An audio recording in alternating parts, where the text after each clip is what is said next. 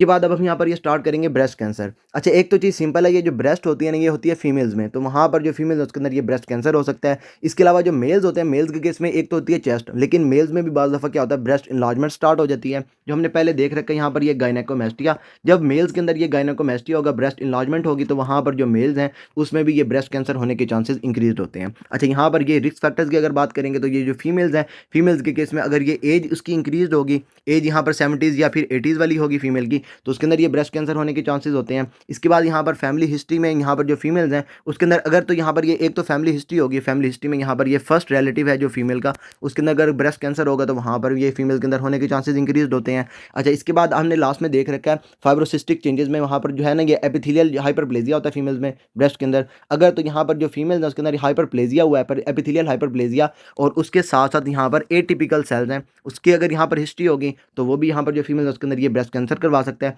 History of atypical hyperplasia. इसके बाद यहाँ पर ये फैमिली हिस्ट्री होगी। उसके बाद ये रेस में आपने याद रखना है जो वाइट पेशेंट्स होते हैं उसके अंदर यहाँ पर ये हाईएस्ट रिस्क होता है ब्रेस्ट कैंसर का। और जब ये बात करेंगे ब्लैक पेशेंट्स की, तो उसमें आपने याद रखना है यहाँ पर ये जो ट्रिपल नेगेटिव ब्रेस्ट कैंसर है इसका रिस्क इंक्रीज होता है। अच्छा, ट्रिपल नेगेटिव में आपने सिंपल देखना है कि यहाँ पर 3 चीज़ें नेगेटिव होंगी। अच्छा, आपको ये एक तो चीज़ पता है, यहाँ पर जो ब्रेस्ट होती है ना, ब्रेस्ट के ऊपर जाकर ये एस्ट्रोजन जाकर काम कर रहा होता है, उसके बाद ये जो प्रोजेस्टेरोन है ये भी जाकर काम कर रहा होता है, और ये यहाँ पर जो रिसेप्टर्स होते हैं ना उनके साथ जाकर लग रहा होता है। अच्छा, अगर तो यहाँ पर ये एब्सेंट होंगे, ये एस्ट्रोजन रिसेप्टर भी एब्सेंट होंगे, प्रोजेस्टेरोन रिसेप्टर्स भी एब्सेंट होंगे, और उसके साथ तीसरे यहाँ पर ये HER2 receptors, HER2 stands for ये human epithelial growth factor receptors, और ये आपके 2 वाले। अब ये तीनों आपके नेगेटिव होंगे तो वो क्या होगा, यहाँ पर ट्रिपल नेगेटिव। और ये एक तो चीज़ सिंपल है, यहाँ पर ये जो ब्लैक पेशेंट्स है उसके अंदर ये ट्रिपल नेगेटिव जो ब्रेस्ट कैंसर है उसका रिस्क इंक्रीज होता है। और उसके बाद ये जो ट्रिपल नेगेटिव ब्रेस्ट कैंसर होता है ना, ये आपका मोर अग्रेसिव होता है। अच्छा, इसके बाद यहाँ पर एक चीज़ सिंपल है, जब भी जो फीमेल है उसके अंदर ये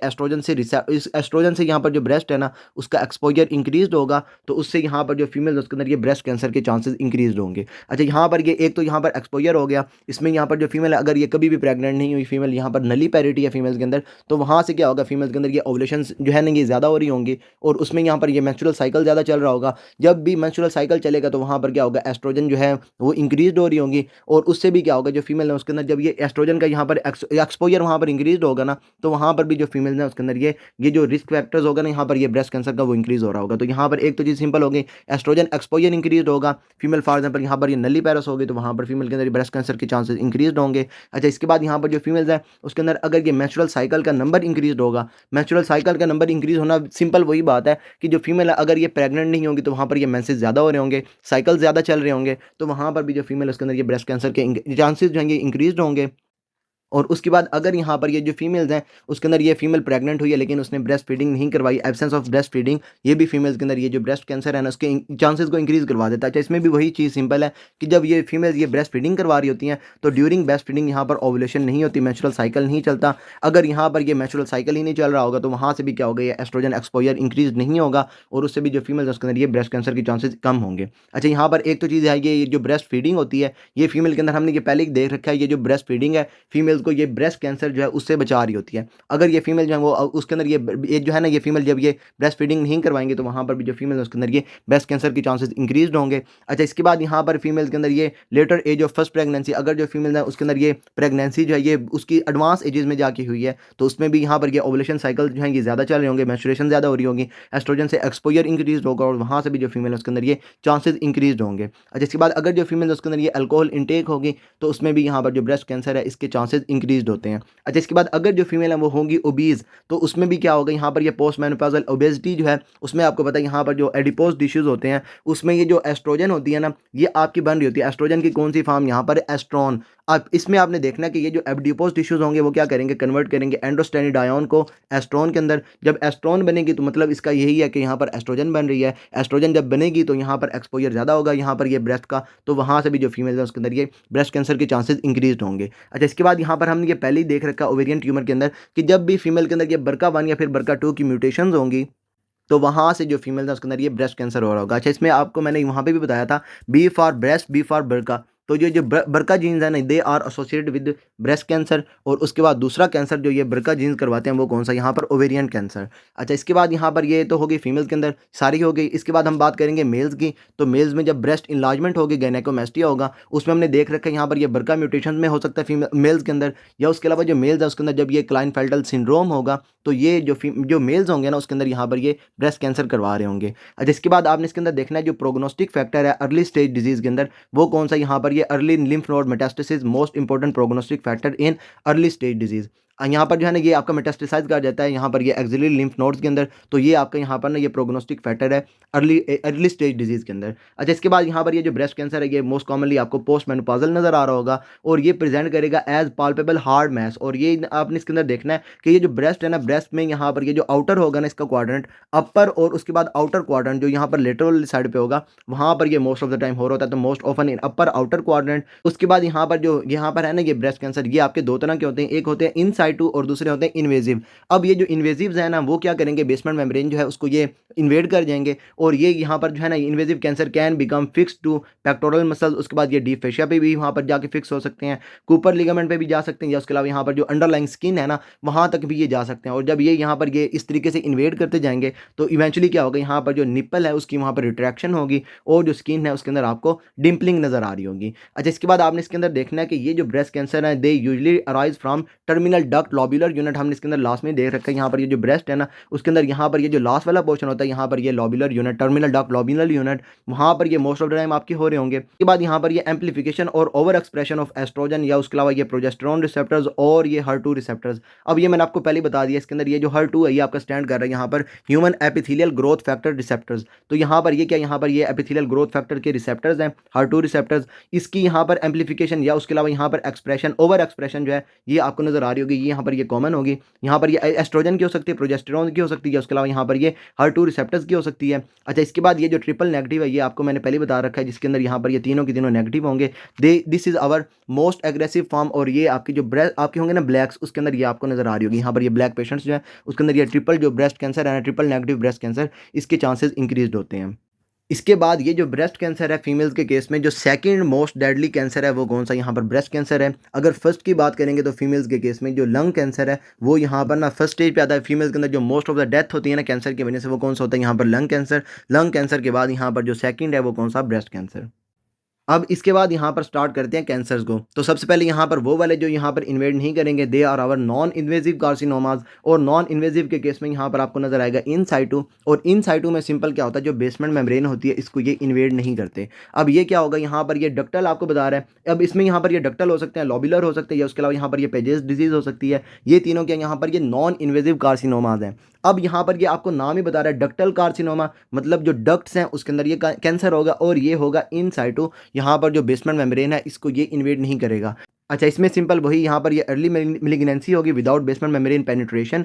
और उसके बाद यहाँ पर जो डक्ट्स हैं उसके अंदर ये सेल्स जब ये आपके ग्रो करना शुरू कर देंगे, वहाँ पर ये कैंसर होगा, तो वहाँ से क्या होगा, जो डक्टल ल्यूमेन है इसको ये फिल कर देंगे, फिल्स डक्टल ल्यूमेन। उसके बाद यहाँ पर ये बेसमेंट मेम्ब्रेन को पेनिट्रेट नहीं करेंगे। और उसके बाद यहाँ पर ये नीचे उन्होंने पिक्चर के अंदर दिखाया हुआ जो ब्लैक सेल्स हैं वो आपको शो कर रहे हैं न्यूप्लास्टिक सेल्स डक्ट्स के अंदर, और जो ब्लू एरोज हैं वो आपको यहाँ पर ये इंगोर्ड ब्लड वेसल्स हैं ये आपको शो कर रहे हैं। यहाँ पर मैं आपको नीचे से भी दिखा भी देता हूँ। यहाँ पर ये जो है ना ये ब्लैक वाले ये आपको न्यूप्लास्टिक सेल्स बता रहे हैं, और ये जो ब्लू वाला है ये आपको बता रहे हैं यहाँ पर ये जो ब्लड वेसल है ये आपकी इंगोर्ड हुई है।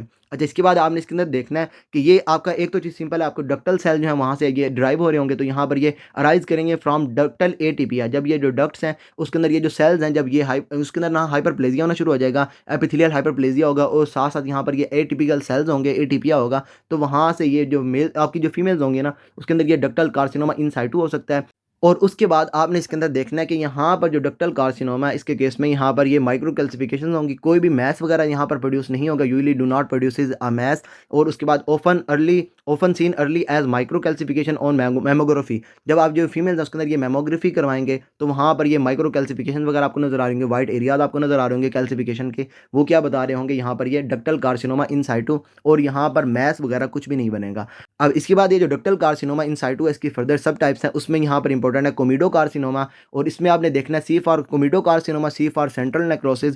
इसमें क्या होगा, यहाँ पर ये आपको सेल्स नजर आएंगे जिसमें यहाँ पर ये सेंट्रल नेक्रोसिस हो रही होगी। Cells have high grade degenerate nuclei with extensive central necrosis और साथ साथ आपको डिस्ट्रॉफिक ये कैल्सिफिकेशन नजर आ रही होंगी। अच्छा, इसके बाद ये तो हो गई यहाँ पर ये डक्टल कार्सिनोमा इन साइटो। इसके केस में क्या होगा, जो डक्ट्स हैं वहाँ पर ही क्या होगा, ये जो है ना ये सेल्स वहाँ पर ग्रो कर रहे होंगे, ल्यूमेन को वहाँ पर फिल कर रहे होंगे और ये बेसमेंट मेम्ब्रेन को डैमेज नहीं करेंगे, उसको इन्वेड नहीं करेंगे। अगर यहाँ से ये चलता चलता आपके जो है ना ये जो मैंने आपको लास्ट में बताया था ना, यहाँ पर लैक्टिफेरस ट्यूब्यूल जो निपल से पीछे पीछे यहाँ पर ये डक्ट्स के अंदर होती है ना, यहाँ पर ये क्या कहते हैं इसको, ये स्वेलिंग होती है, उसको हम क्या कहते हैं, लैक्टिफेरस डक्ट। अब जब तक यहाँ पर ये जो है ना ये डक्टल कार्सिनोमा ये यहाँ से डक्ट से चलता चलता यहाँ पर लैक्टिफेरस डक्ट तक आ गया, या उसके अलावा यहाँ पर जो ऊपर वाली है ना यहाँ पर ये स्किन, निपल की स्किन जो है वहाँ तक चला गया, तो ये क्या हो जाएगी यहाँ पर पेजेस डिजीज।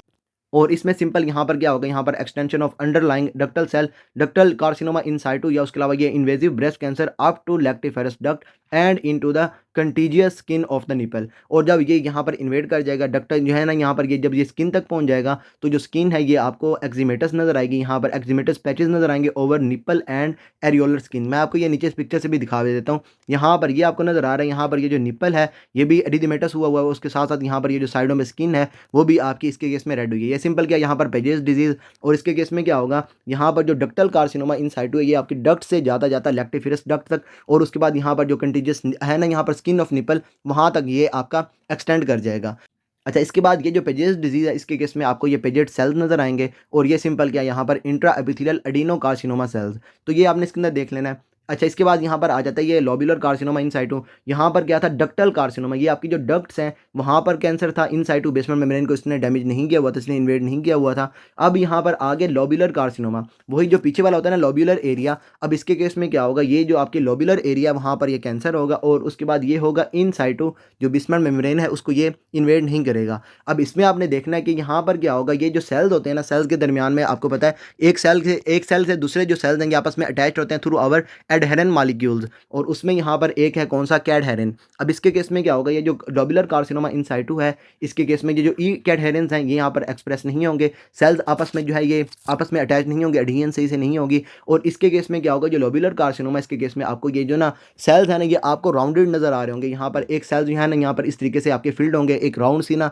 लियन वगैरह बना रहे होंगे। आप जब ये पेशेंट के अंदर करवाएंगे ना बायोप्सी, तो उसके अंदर आपको ये नजर आ रहे होंगे। और उसके बाद ये जो लोब्यूलर कार्सिनोमा ये आपके लोब्यूल्स वाले एरिया पे पड़ा हुआ है, यहाँ पर कोई भी मैस या उसके अलावा जो कैल्सिफिकेशंस हैं ये आपको नज़र नहीं आएंगी, और ये इंसिडेंटल बायोप्सी फाइंडिंग होती है। अच्छा, इसके बाद यहाँ पर ये जो डक्टल है ना कार्सिनोमा इन साइटू, ये आपकी सेम ब्रेस्ट और सेम क्वाड्रेंट तक ही रहता है, इधर उधर ये नहीं जाता। लेकिन ये जो होता है ना लोब्यूलर कार्सिनोमा, इसके केस में यहाँ पर जो दूसरी ब्रेस्ट होती है ना उसके ऊपर जाने के इसके चांसेस इंक्रीज होते हैं, तो increase risk of cancer in either breast, जिसमें होगा दूसरे में भी जाने के इसके चांसेस होते हैं। लेकिन जो डक्टल कार्सिनोमा होता है इन साइटू वो वहाँ पर सेम ब्रेस्ट तक रहता है, सेम क्वाड्रेंट तक रहता है, वो इधर उधर नहीं जाता। अच्छा, इसके बाद यहाँ पर तो ये हो गया नॉन इन्वेजिव कार्सिनोमाज। अब देखेंगे यहाँ पर ये इन्वेजिव कार्सिनोमाज, और उसमें सबसे पहले यहाँ पर ऐसे करते हैं, ये जो डक्टल है इसको देख लेते हैं। इसमें हमने पीछे क्या देखा था, यहाँ पर ये जो डक्ट्स हैं उसके अंदर जाकर ये फिल कर रहा था, लेकिन बेसमेंट मेम्ब्रेन को डैमेज नहीं, वहाँ पर जो है ना ये इन्वेड नहीं कर रहा था। लेकिन इसके केस में क्या होगा, ये जो इन्वेजिव डक्टल कार्सिनोमा होगा इसके केस में ये जो बेसमेंट मेम्ब्रेन है इसको ये वहाँ पर इन्वेड कर जाएगा, और इसके केस में यहाँ पर आपको फर्म फाइब्रस रॉक हार्ड ये मैस नजर आएगा विद शार्प मार्जिन, और उसके साथ यहाँ पर ना आपको नजर आएगा small glandular duct like cells in desmoplastic stroma. और ये जो डेस्मोप्लास्टिक स्ट्रोमा है इसके केस में सिंपल यहाँ पर ये डेस्मोप्लेजिया और होगा, और ये आपके जो डेस्मोप्लेजिया ने ये स्ट्रोमल सेल्स करवा रहे होते हैं। इसमें क्या होता है, यहाँ पर एक्स्ट्रा सेलुलर जो होते हैं ना यहाँ पर ये कोलेजन और ये जो प्रोटीन्स होती हैं इसकी सिंथेसिस वहाँ पर इंक्रीज हो जाएगी। सिंपल हो गया। अब इसके बाद आपने इसके अंदर देखना है यहाँ पर ये जो most common type of invasive breast cancer है वो कौन सा, यहाँ पर ये इन्वेजिव डक्टल कार्सिनोमा। अब इसके बाद आ जाएगा दूसरा यहाँ पर ये इन्वेजिव लोब्यूलर कार्सिनोमा, और उसके बाद हमने ऊपर देखा था यहाँ पर क्या हो रहा था, जो लोब्यूलर कार्सिनोमा इन साइटू है वहाँ पर भी ये जो एडिशन मालिक्यूल्स हैं इसके एक्सप्रेशन वहाँ पर कम था, ये ई एडहेरेंस जो है ये हमारे कम थे। लेकिन इसके इसमें मैंने आपको क्या बताया था, यहाँ पर आपको राउंड लियंस नजर आ रही होंगी। अब जब आप यहाँ पर बात करेंगे इन्वेजिव लोब्यूलर कार्सिनोमा की, तो दोबारा यहाँ पर ये ई एडहेरेंस जो है उसकी एक्सप्रेशन कम होगी, और उसके बाद यहाँ पर ये एडिशन सही से नहीं होगी। लेकिन इसके केस में क्या होगा, यहाँ पर आपको रो ऑफ सेल्स नजर आएंगे, ऑर्डरली रो ऑफ सेल्स नजर आएंगे। जो सेल्स हैं ये एक ना ये ऑर्डरली ये एक रो बना रहे होंगे। यहाँ पर आपको ये नजर आ रहा है एक पूरी की पूरी एक ना लंबी सी इन्होंने रो बनाई हुई है। अब इसके बाद आपने इसके अंदर देखना है यहाँ पर ये ऑर्डरली रो ऑफ सेल्स नजर आएंगे, सिंगल फाइल होगी, और उसके बाद एंड नो डक्टल फॉर्मेशन, यहाँ पर जो है ना ये डक्ट्स जो है ये इसके अंदर वहाँ पर नहीं उसकी फॉर्मेशन नहीं होगी। और उसके बाद यहाँ पर ये जो डेस्मोप्लास्टिक रिस्पॉन्स है ना जो आपको मैंने पीछे बताया, यहाँ पर ये जो होता है ना यहाँ पर ये extra collagen extra cellular collagen और उसके बाद जो प्रोटीन्स हैं उसकी सिंथेसिस वहाँ पर नहीं होगी। अब इसमें आपने देखना है यहाँ पर ये ऑफन लैक डेस्मोप्लास्टिक रिस्पॉन्स, और उसके बाद ये आपने इसके अंदर देखना है जो इन्वेजिव लोब्यूलर लोब्यूलर कार्सिनोमा है, दूसरी वाली ब्रेस्ट में जा सकता है, तो ये आपका ऑफन बायलैटरल होता है with multiple lesion in same location. और उसके बाद ये आपको इसके अंदर ना यहाँ पर ये लोब्यूलर से L for lobular, L for lines of cells, यहाँ पर जो लोब्यूलर कार्सिनोमा होगा इन्वेजिव वाला, उसके केस में आपको लाइन्स ऑफ सेल्स नजर आ रही होंगी, जो क्या होगा यहाँ पर ये सिंगल फाइल होगी।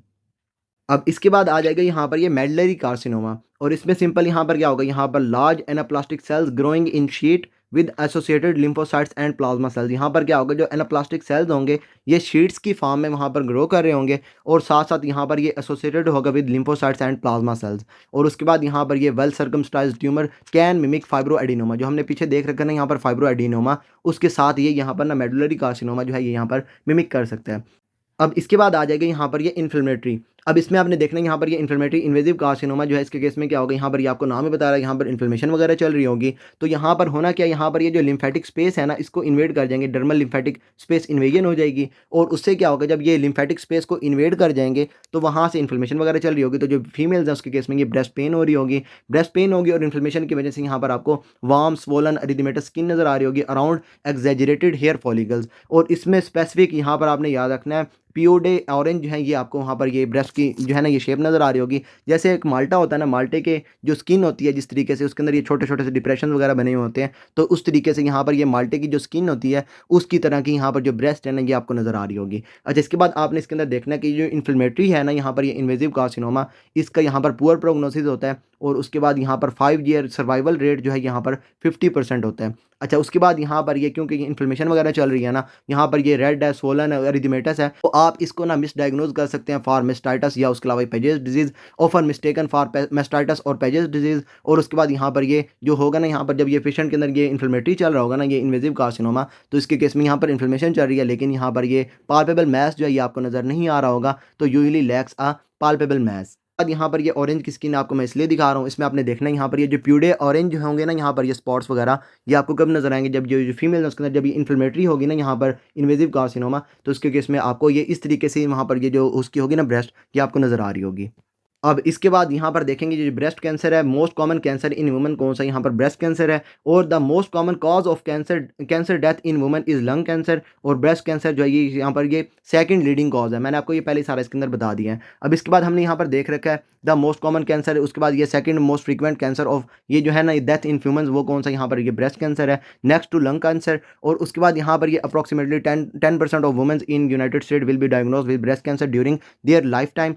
अच्छा, उसके बाद यहाँ पर all the women are most commonly affected, are small number of man get breast cancer as well. और उसके बाद मैंने आपको ये रिस्क फैक्टर्स वगैरह इसके अंदर पहले ही आपको ये सारे बता दिए हुए हैं। अब इसके बाद यहाँ पर हम देखेंगे ये जो पेशेंट है उसके अंदर ये साइन एंड सिम्टम्स में आपको क्या नजर आ सकता है, ये जो फीमेल है उसके अंदर ये आपको ब्रेस्ट मैच नजर आ सकता है, date does not change in size with menstrual cycle. और उसके बाद यहाँ पर ये ब्रेस्ट टेंडरनेस आपको नजर आ सकती है, निपल डिस्चार्ज है, उसके अलावा यहाँ पर ये रिट्रैक्शन आपको नजर आ सकती है। और उसके बाद यहाँ पर जो फीमेल्स की ब्रेस्ट की अपीयरेंस है, कंटोर या उसके अलावा जो सिमेट्री है ये उसकी वहाँ पर चेंज हो सकती है। मैंने आपको ये लास्ट में बता दी ना, यहाँ पर ये ऑरेंज ये जो स्पॉट्स हमने देखे थे ना वो आपको यहाँ पर नजर आ सकते हैं, अपीयरेंस वगैरह उसकी वहाँ पर चेंज हो सकती है। अच्छा, इसके बाद यहाँ पर ये डिफरेंशियल वगैरह के अंदर इन्होंने लिखे हुए हैं, हमने ये सारे तकरीबन सारे देख रखे हुए हैं, सारे हमने कैंसर वगैरह कर ली हुई हैं, यहाँ पर ये फाइब्रोसिस्टिक चेंजेस वगैरह हमने कर ली हुई हैं, तो इसको यहाँ पर इतना पढ़ने की जरूरत नहीं है, आपने ऐसे करना है, इसको दोबारा से पढ़ लेना है। अब इसके बाद यहाँ पर हम ये देखेंगे यहाँ पर जो फीमेल्स हैं उसके अंदर जब आपके पास फीमेल आएगी तो आपने वर्कअप में क्या करवाना है, यहाँ पर जो फीमेल उसके अंदर ये ब्रेस्ट एग्जामिनेशन करनी है। उसके बाद आप यहाँ पर ये डायग्नोस्टिक क्या करवाएंगे, जो फीमेल उसके अंदर ये मेमोग्राफी करवाएंगे, और यहाँ पर आपको माइक्रो कैल्सिफिकेशन वगैरह आपको नजर आ सकती हैं। और उसके बाद यहाँ पर अल्ट्रासाउंड टू ये फर्दर इवेलुएट पाल्पेबल मैस। इसके बाद अगर यहाँ पर जो आपकी लियन है ना वो आपकी सिस्टिक या अल्ट्रासाउंड पे आपको नजर आई है तो आप क्या करेंगे, यहाँ पर ये फ्लूइड एस्पायरेशन करवाएंगे विद और विदाउट अल्ट्रासाउंड गाइडेंस में भी परफॉर्म्ड।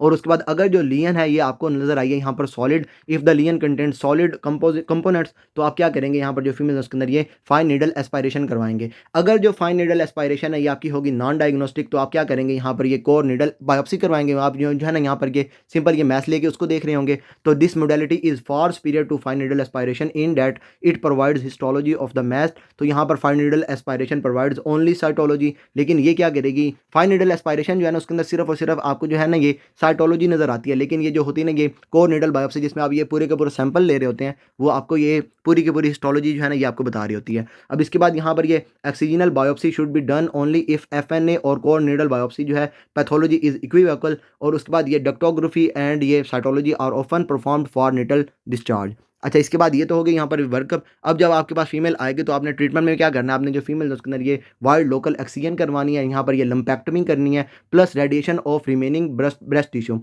तो यहाँ पर आप सिंपल क्या करेंगे, यहाँ पर ये complete excision of the tumour with margins and axillary node dissection followed by radiotherapy. आप क्या करेंगे, सर्जरी करके ये जो होंगे ना यहाँ पर मार्जिन वगैरह और साथ साथ ये जो एक्सिलरी नोड्स वगैरह होंगे इसको आप डायसेक्ट करेंगे, और बाद में आप जो फीमेल है उसके अंदर ये रेडियोथेरेपी वगैरह कर रहे होंगे, और ये आपकी कंट्राइंडिकेटेड होगी in any of the following condition. अगर यहाँ पर जो फीमेल है उसके अंदर ये जो कैंसर है ये लार्ज है, या जो फीमेल है उसके अंदर ये जो ब्रेस्ट है ये स्मॉल है, तो ये कंट्राइंडिकेशन है। इसके बाद अगर यहाँ पर आपको मार्जिन वगैरह नजर नहीं आए, inability to obtain a negative margin, तो यहाँ पर ये आप इसके अंदर नहीं करेंगे। अगर जो फीमेल है उसके अंदर ये डिफ्यूज माइक्रो कैल्सिफिकेशन आपको नजर आ रही हैं, तो वहाँ पर आप ये जो है ना यहाँ पर ये ऑक्सीजन वगैरह, और उसके बाद यहाँ पर ये जो फीमेल उसके अंदर वहाँ पर ये जो आप दे रहे हैं ना यहाँ पर ये रेडिएशन वगैरह ये आप नहीं करेंगे। या उसके अलावा यहाँ पर जो फीमेल है उसके अंदर अगर आपने प्रीवियस रेडिएशन दी हुई है तब भी आप ये इसकी ना ये कंट्राइंडिकेशन है, ये चार यहाँ पर कंट्राइंडिकेशन होगी। अब इसके बाद आ जाएगी यहाँ पर ये सिंपल मैस्टेक्टमी, और उसमें आप क्या करेंगे, यहाँ पर ये रिमूवल कर देंगे ब्रेस्ट की एंड निपल ओनली। मैस्टेक्टमी आपको बता रहे हैं यहाँ पर ये ब्रेस्ट, तो ये ब्रेस्ट और उसके बाद ये जो ऊपर से निपल होगा आप इसको रिमूव कर रहे होंगे, ये क्या होगा यहाँ पर mastectomy can be used as prophylaxis but does not represent adequate treatment of breast cancer. अब इसके बाद आ जाते हैं यहाँ पर ये मॉडिफाइड रेडिकल मैस्टेक्टमी, और इसके केस में सिंपल आप क्या करेंगे, ब्रेस्ट और निप्पल के साथ साथ यहाँ पर जो एक्सिलरी नोड्स होंगे इसको भी आप डायसेक्ट कर रहे होंगे। तो यहाँ पर ये removal of breast and nipple with axillary nodes dissection, और उसके बाद यहाँ पर ये spares the chest wall muscles. अब यहाँ पर जो मसल्स है ना इसको आप रिमूव नहीं करेंगे। अच्छा, इसके बाद यहाँ पर आ जाती है रेडिकल मैस्टेक्टमी, और इसमें क्या होगा, यहाँ पर ब्रेस्ट निप्पल एक्सिलरी नोड के साथ साथ आपके जो चेस्ट के वाल के मसल्स होंगे ना इसकी भी वहाँ पर रिमूवल कर रहे होंगे। No longer commonly use to treat breast cancer. और इसके बाद यहाँ पर ये लास्ट पे एडजुवेंट थेरेपी, इसमें सिंपल यहाँ पर carried out to eliminate micrometastasis responsible for late recurrence or often depends on estrogen receptor status। अब इसमें अगर तो यहाँ पर जो एस्ट्रोजन रिसेप्टर स्टेटस है वो आपके यहाँ पर एस्ट्रोजन रिसेप्टर्स पॉजिटिव हैं, और जो लीजन है ये आपकी less than 1 centimetre without nodes है, तो आप इसके अंदर कुछ भी नहीं करेंगे। अगर ये मोर देन 1 सेंटीमीटर है लेकिन विदाउट नोड्स है, तो आप क्या करेंगे, फीमेल्स के अंदर यहाँ पर टमोक्सिफिन प्लस कीमोथेरेपी दे रहे होंगे। अगर यहाँ पर इसके जो लीजन है ये आपके 1 सेंटीमीटर से ज़्यादा है, और साथ साथ यहाँ पर जो नोड्स हैं इसको भी इसने वहाँ पर इन्वॉल्व कर लिया हुआ है, तो आप क्या करेंगे, कीमोथेरेपी करेंगे प्लस टमोक्सिफिन इफ पोस्ट मेनोपॉजल।